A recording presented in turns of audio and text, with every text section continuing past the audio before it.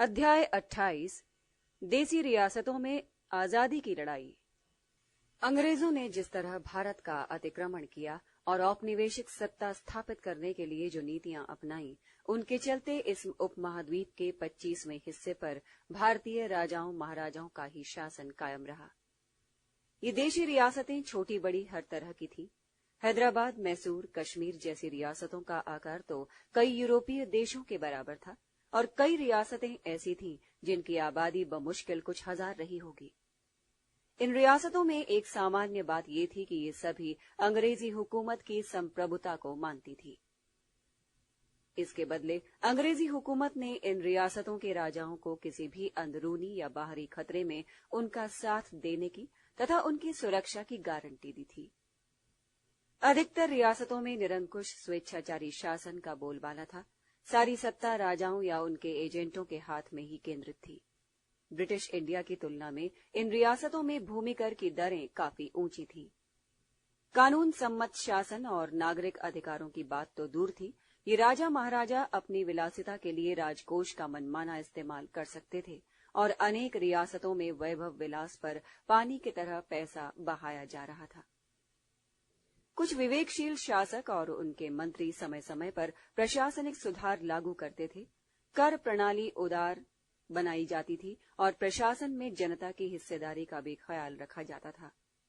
लेकिन अधिसंख्य रियासतें सामाजिक, आर्थिक, राजनीतिक और शैक्षणिक रूप से पिछड़ी हुई थी। इस गरीबी और पिछड़ेपन के लिए केवल रियासतें ही खुद जिम्मेदार नहीं थीं। 20वीं सदी में भी भारतीय रियासतों की इस दुर्दशा के लिए मूलतः अंग्रेजी हुकूमत की ही जिम्मेदार थी। अंग्रेजों ने इन राजाओं को राष्ट्रीय आंदोलन को कमजोर करने के लिए इस्तेमाल किया। आंदोलन ज्यों-ज्यों जोर पकड़ता, अंग्रेजी हुकूमत इन राजाओं को बतौर ढाल इस्तेमाल करती।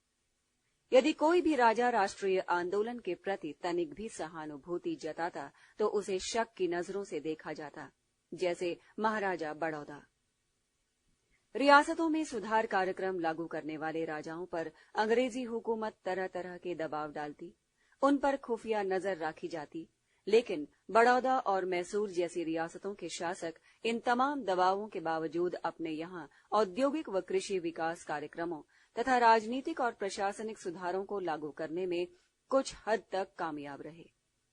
शिक्षा पर भी काफी ध्यान दिया गया।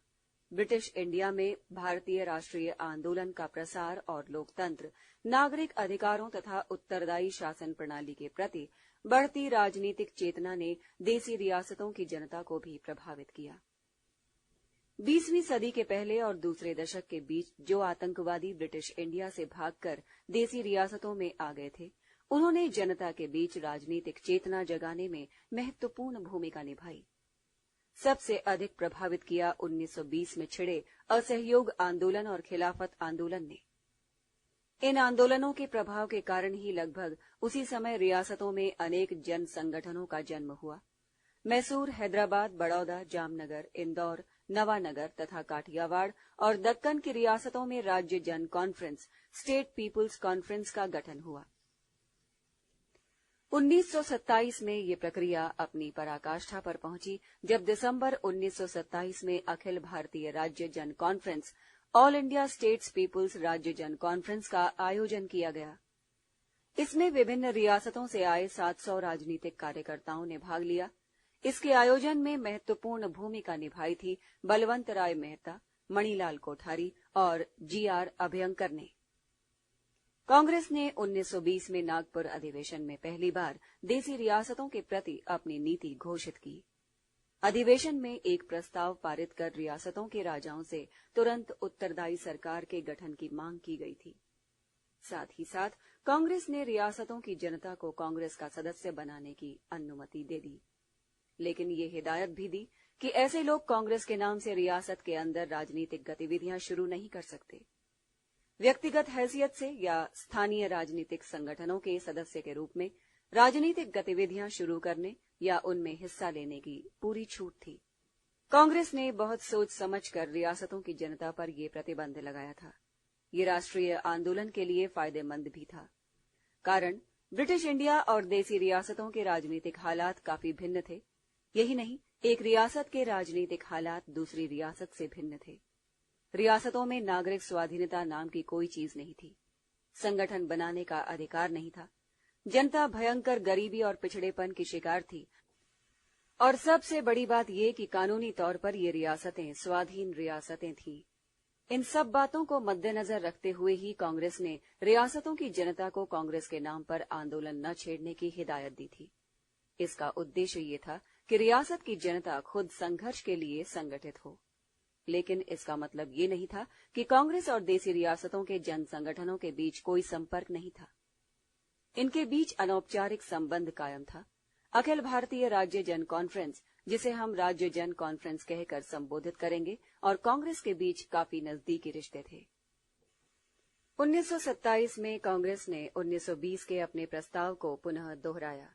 जवाहरलाल नेहरू ने 1929 में लाहौर अधिवेशन में घोषणा की कि देसी रियासतें शेष भारत से अलग नहीं रह सकती। इन रियासतों की तकदीर का फैसला सिर्फ वहां की जनता ही कर सकती है। बाद के वर्षों में कांग्रेस ने राजाओं से रियासतों की जनता के मौलिक अधिकारों की बहाली की मांग की।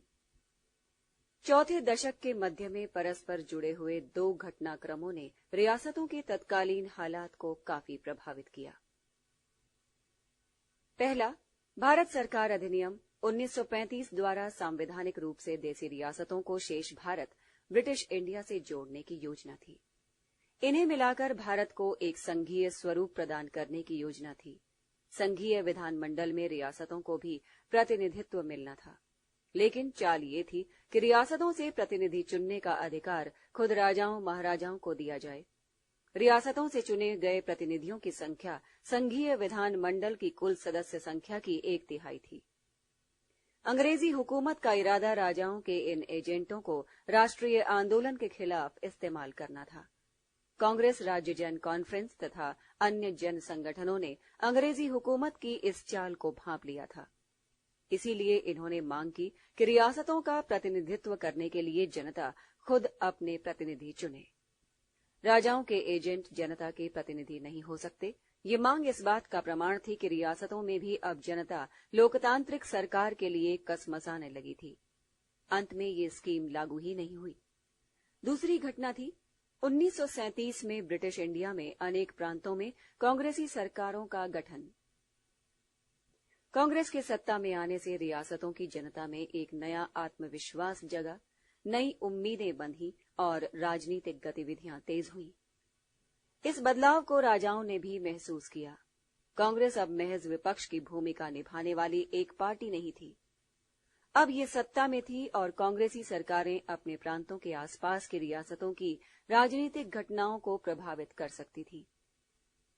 वर्ष 1938-39 देसी रियासतों में नई चेतना के वर्ष थे।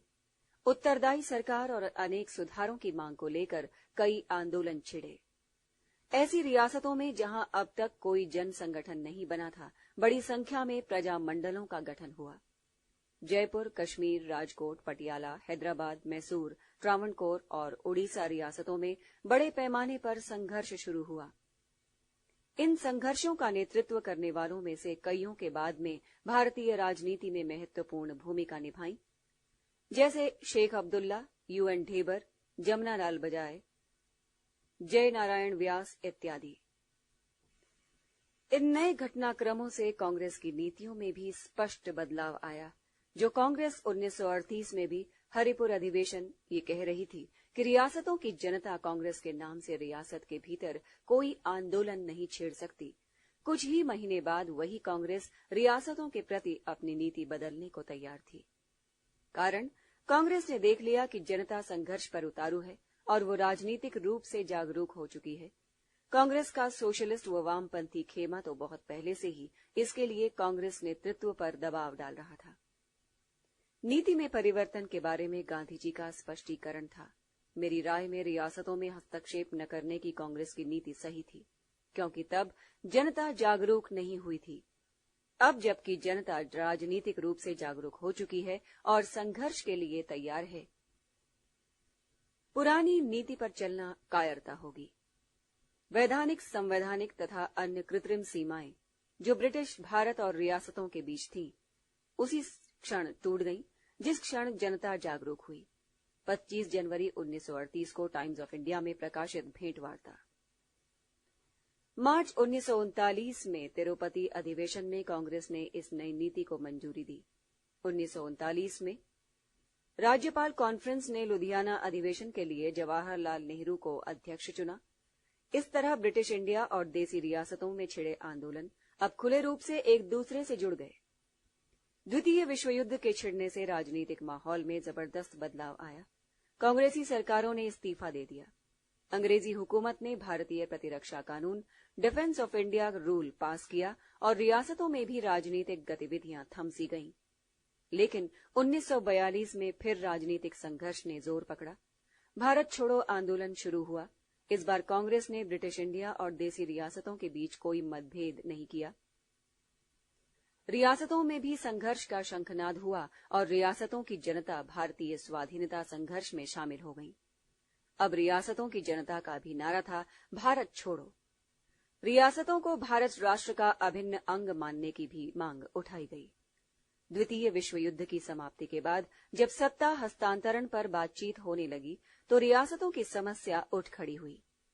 अंग्रेजी हुकूमत ने इन रियासतों को स्वाधीनता का दर्जा देकर बड़ी पेचीदा समस्या खड़ी कर दी थी, पर राष्ट्रीय नेतृत्व ने, विशेषकर सरदार वल्लभ भाई पटेल ने बड़ी समझदार और सूझबूझ से इस समस्या को सुलझा लिया। ज्यादातर रियासतों ने कूटनीतिक प्रयासों, सैन्य बल व जन आंदोलन के खौफ से हथियार डाल दिए। भारत में मिलना कबूल कर लिया गया। राजाओं ने विलय दस्तावेज, इंस्ट्रूमेंट ऑफ एक्सेशन पर दस्तखत कर दिए थे, पर कुछ रियासतें जैसे ट्रावनकोर, जूनागढ़, कश्मीर और हैदराबाद अंतिम दम तक कोशिश करती रहीं कि उनकी स्वाधीनता व संप्रभुता बरकरार रहे। लेकिन आखिर में सिर्फ हैदराबाद ने ही स्वतंत्र रहने का गंभीर प्रयत्न किया। हैदराबाद की कहानी। हैदराबाद रियासत भारत में सबसे बड़ी रियासत थी, क्षेत्रफल और आबादी दोनों ही दृष्टियों से। इसमें 3 भाषाई क्षेत्र थे, मराठी भाषी 28%, कन्नड़ भाषी 22% और तेलुगु भाषी 50%। 1911 में उस्मान अली खां इस रियासत के निजाम बने और 1948 तक सत्ता पर काबिज रहे। अपने स्वेच्छाचारी और निरंकुश शासन के लिए वे कुख्यात रहे। निजाम की खुद की रियासत सरफखास समूचे राज्य के क्षेत्रफल का 10% से जो भी राजस्व आता था वो सिर्फ निजाम के शाही खर्च के लिए था। इसके अलावा रियासत का 30% क्षेत्र बड़े जमींदारों के कब्जे में था। ग्रामीण जनता से काफी ऊंची दरों पर मनमाने ढंग से लगान वसूला जाता था। जबरिया बेगार प्रथा तथा अन्य गैर कानूनी लागतों का काफी प्रचलन था। रियासत की बहुसंख्यक हिंदू जनता सांस्कृतिक एवं धार्मिक दमन का शिकार थी। उर्दू नजरिया दरबार की भाषा बनाई गई थी। ऐसे प्रोत्साहन देने के लिए कई कदम उठाए गए। उस्मानिया विश्वविद्यालय की स्थापना इसी उद्देश्य को पूरा करने के लिए हुई थी। रियासतें की अन्य भाषाओं जैसे तेलुगु, मराठी और कन्नड़ के प्रति पूरी उपेक्षा बरती जाती थी। इन भाषाओं के प्रचार प्रसार के लिए किसी भी प्रयास में निजाम प्रशासन बाधा डालता था। प्रशासन में खासकर बड़े पदों पर मुसलमानों का बोलबाला था। आर्य समाज आंदोलन को, जो 1920 के दशक में प्रभावी ढंग से उभरा था, बुरी तरह कुचल दिया गया। यहां तक कि हवन कुंड बनाने के लिए भी आर्य समाजियों को हुकूमत से इजाजत लेनी जरूरी थी। इस रियासत को मुसलमानों की मिल्कियत बनाने की कोशिश होने लगी और 1927 में इत्तेहादुल मुसलमीन नामक संगठन बनाने के बाद तो इस प्रयास में काफी तेजी आई। निजाम अपने आप को दक्कन में मुस्लिम संप्रभुता का प्रतीक मानते थे। इत्तेहादुल मुसलमीन ने भी यही नारा दिया। इस तरह रियासत की जनता के आर्थिक, सांस्कृतिक और धार्मिक उत्पीड़न के संदर्भ में ही हम यहाँ की जनता के बीच राजनीतिक चेतना के विकास और जन आंदोलन की प्रक्रिया को समझ सकते हैं। इन्हें अलग करके नहीं समझा जा सकता। भारत के दूसरे हिस्सों के समान हैदराबाद में भी असहयोग और खिलाफत आंदोलन 1920-22 के चलते राजनीतिक गतिविधियां शुरू हुई। हैदराबाद रियासत के चारों ओर से खबरें आ रही थीं कि चरखा लोकप्रिय हो रहा है और राष्ट्रीय विद्यालय स्थापित किए जा रहे हैं। मद्यपान और अस्पृश्यता के खिलाफ आंदोलन छिड़ा है और गांधी अली भाइयों की तस्वीरों वाले बिल्ले धड़ल्ले से बिक रहे हैं। लेकिन खिलाफत आंदोलन को छोड़कर जनसभाओं का आयोजन नहीं के बराबर था। खिलाफत आंदोलन की जनसभाएं इसलिए होती थी कि निजाम खुलेआम इसके खिलाफ कदम उठाने से हिचकिचाते थे। इस दौर में हिंदू मुसलमान एकता सार्वजनिक ढंग से जताई जाती थी। बाद के वर्ष में ये राजनीतिक चेतना मुखर हुई। रियासत के बाहर कई स्थानों पर कई बार हैदराबाद राजनीतिक सम्मेलन का आयोजन हुआ। इन सम्मेलनों में बहस का मुख्य मुद्दा था रियासत में उत्तरदायी सरकार का गठन तथा जनता के नागरिक अधिकारों की प्राप्ति। बेगार प्रथा, मनमानी लगान वसूली और धार्मिक तथा सांस्कृतिक उत्पीड़न की भी निंदा की जाती थी। इसी के साथ साथ जनता के बीच क्षेत्रीय सांस्कृतिक चेतना भी पनपने लगी। इसमें पहल की तेलंगाना क्षेत्र ने। आंध्र जन संगम के गठन ने इसे और तेज किया। बाद में ये संगठन आंध्र महासभा में तब्दील हो गया। शुरू में मुख्य उद्देश्य था तेलुगु भाषा व साहित्य का प्रचार प्रसार करना। इसके लिए पुस्तकालयों तथा स्कूलों की स्थापना करना, पत्रिकाओं और दैनिक पत्रों का प्रकाशन शुरू करना और एक शोध संस्थान बनाना। रियासत की हुकूमत को ये कतई मंजूर नहीं था। जो भी पुस्तकालय, स्कूल, अखबार शुरू किए गए थे, हुकूमत ने बंद कर दिए। 1940 तक आंध्र महासभा सक्रिय राजनीति से दूर रही। 1930-32 के सविनय अवज्ञा आंदोलन ने रियासत की जनता के बीच राजनीतिक चेतना जगाने के काम को आगे बढ़ाया। रियासत के कई लोगों ने ब्रिटिश इंडिया में आकर इस आंदोलन में भाग लिया था। हैदराबाद ने अनेक ब्रिटिश इंडिया के राष्ट्रवादियों के साथ जेल गए और इस तरह राष्ट्रीय आंदोलन की मुख्य धारा से जुड़ गए।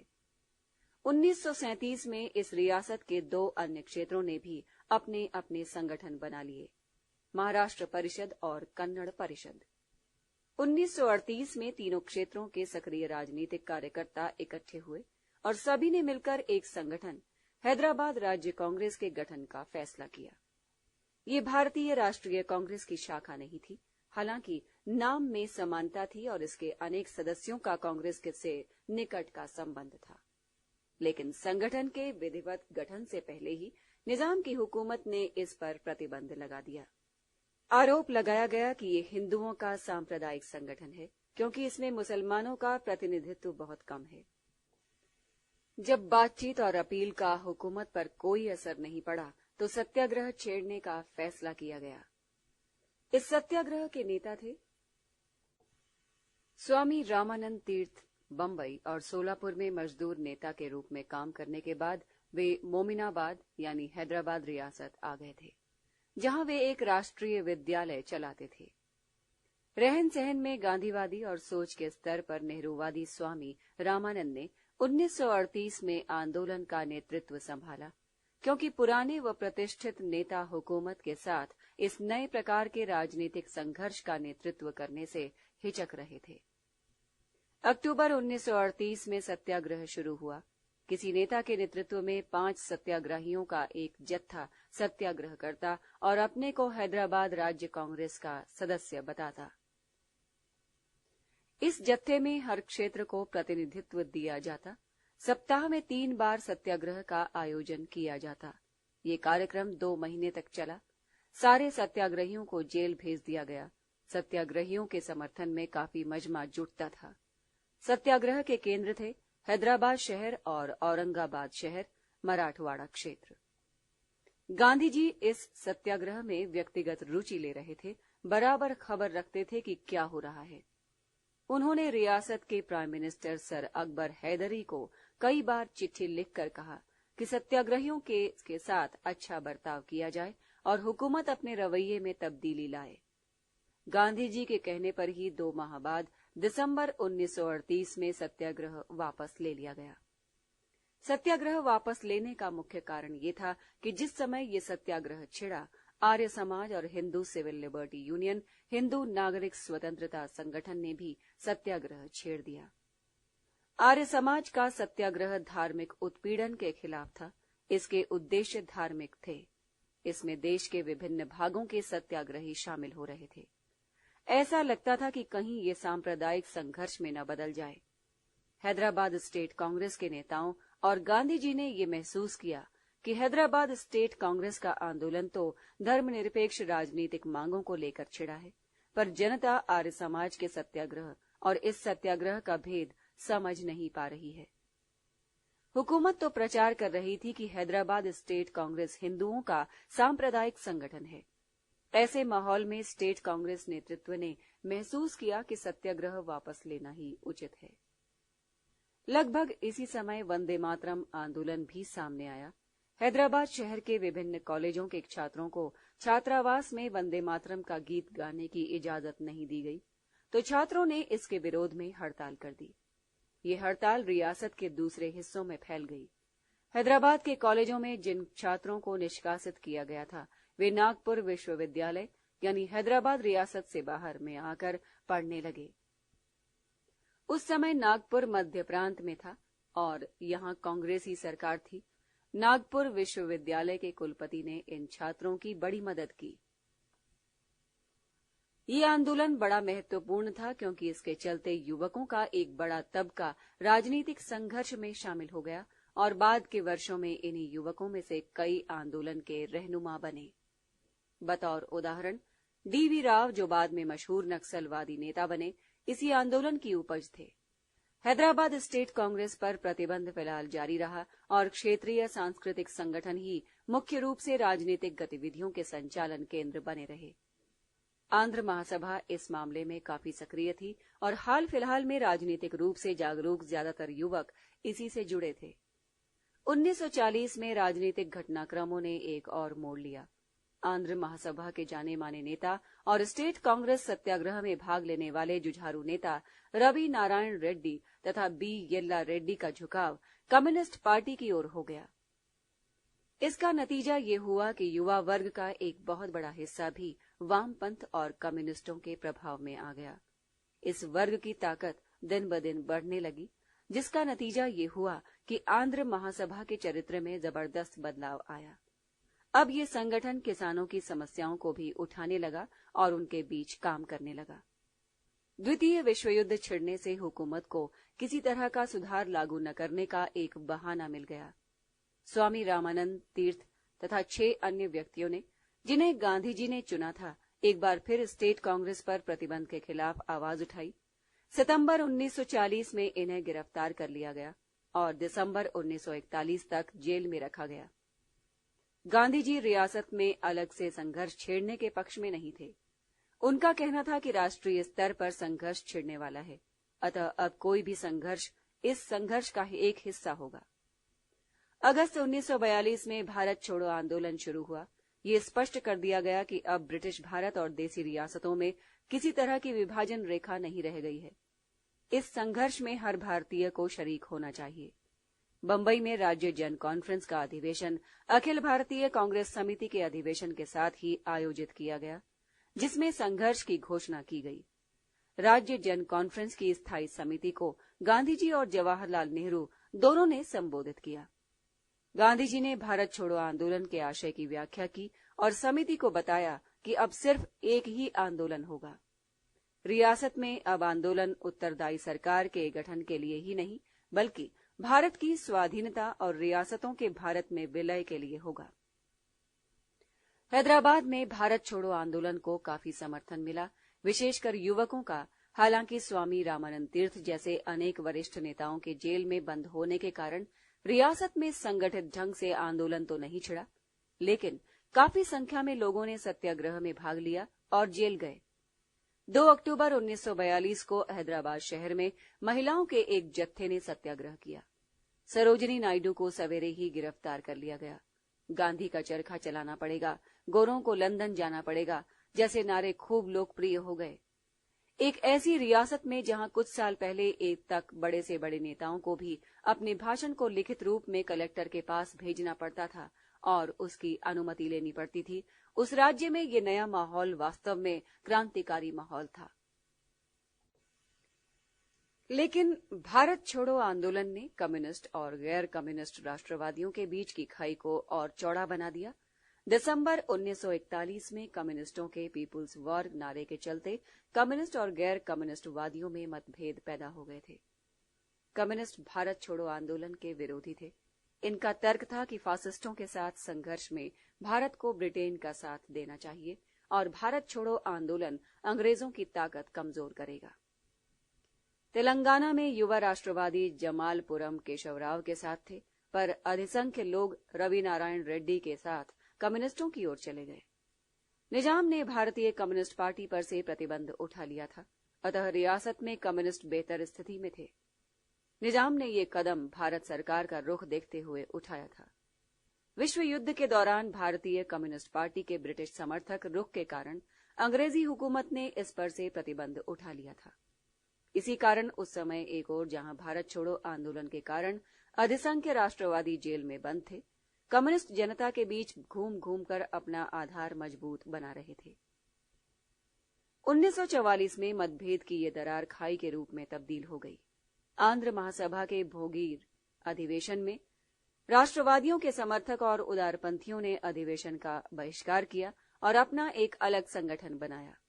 अब आंध्र महासभा का नेतृत्व पूरी तरह कम्युनिस्टों के हाथ में था।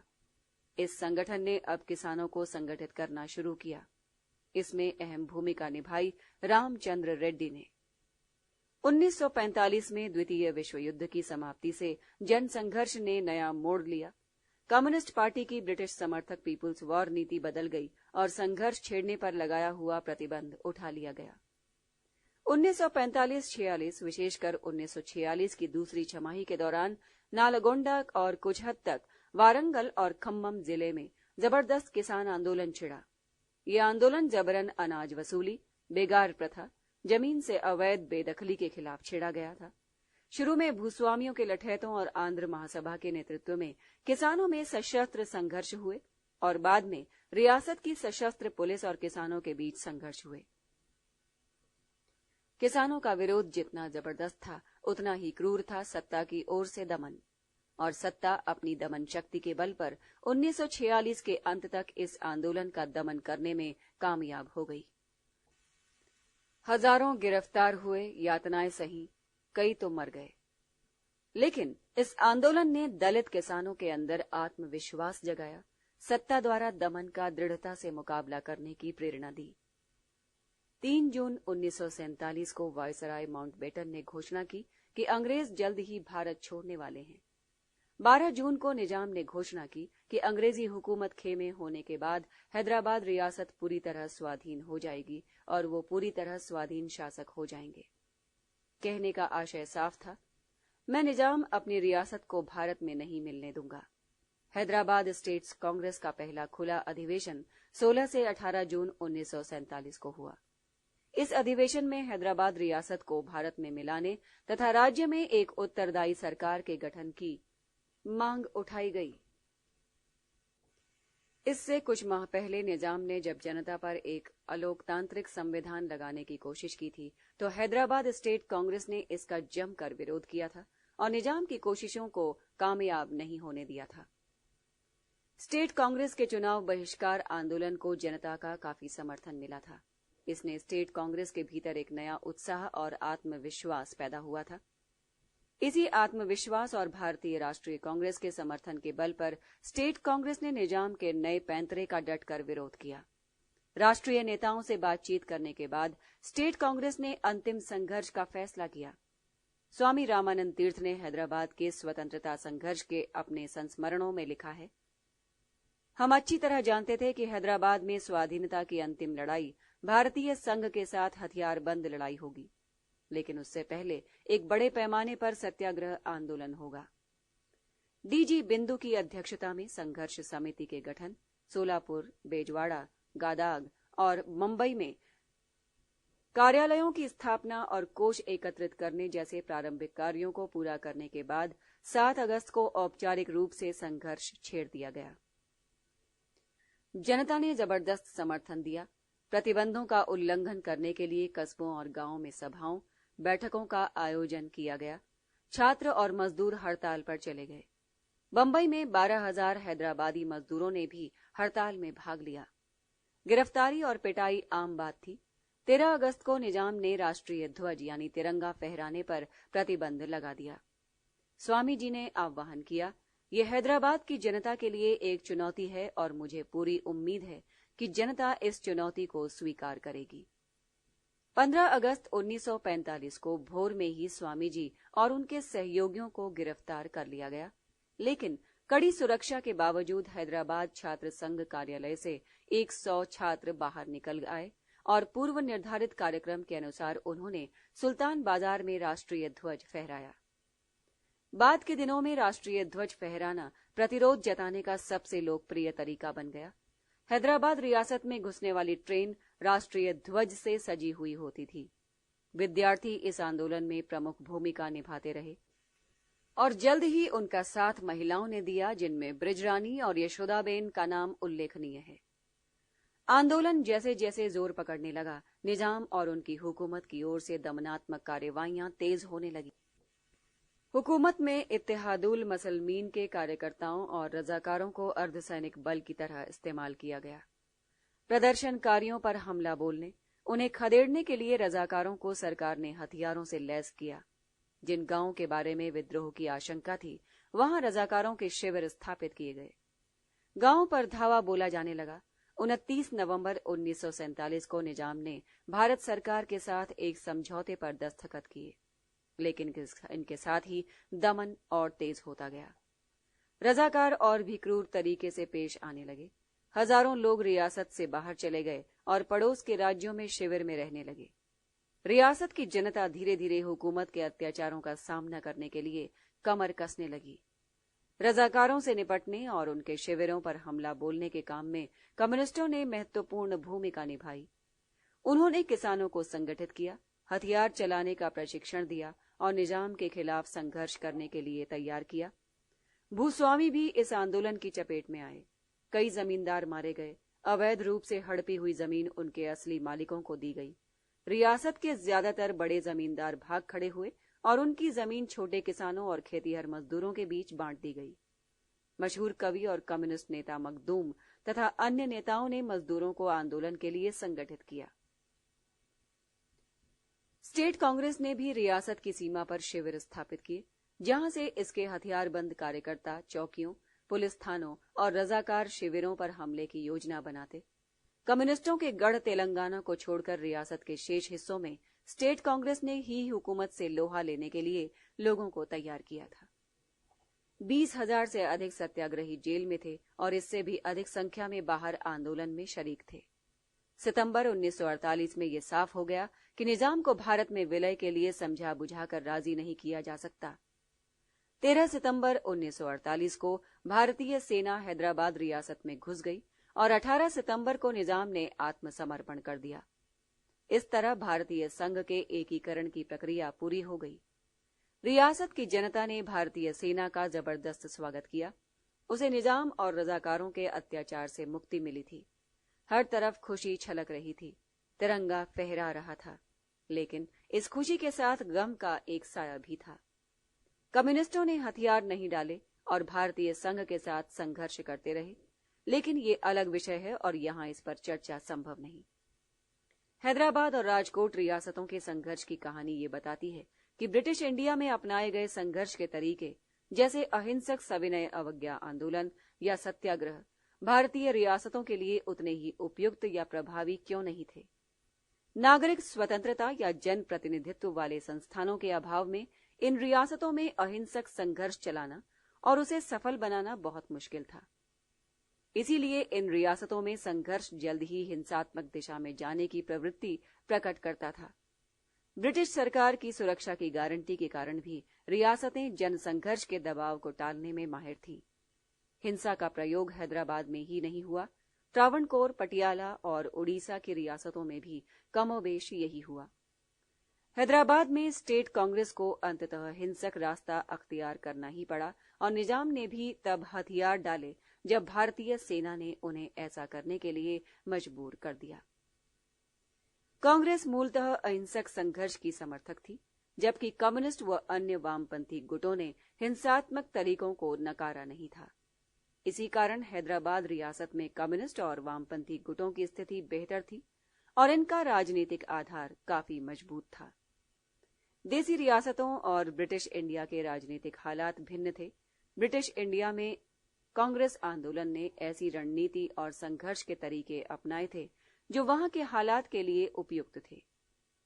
ये भी एक कारण था जिसके चलते कांग्रेस ब्रिटिश इंडिया और रियासतों के आंदोलन को एक दूसरे से मिलाना नहीं चाहती थी। दूसरी बात कांग्रेस की नीति थी कि जब तक कांग्रेस राजाओं पर जन आंदोलन द्वारा राजनीतिक दबाव डालने की स्थिति में नहीं आ जाती, तब तक उनसे इस हद तक दुश्मनी मोल लेना कि वे राष्ट्रीय आंदोलन के दुश्मन बन जाएं, ठीक नहीं होगा। अध्याय 28 देसी रियासतों में आजादी की लड़ाई समाप्त।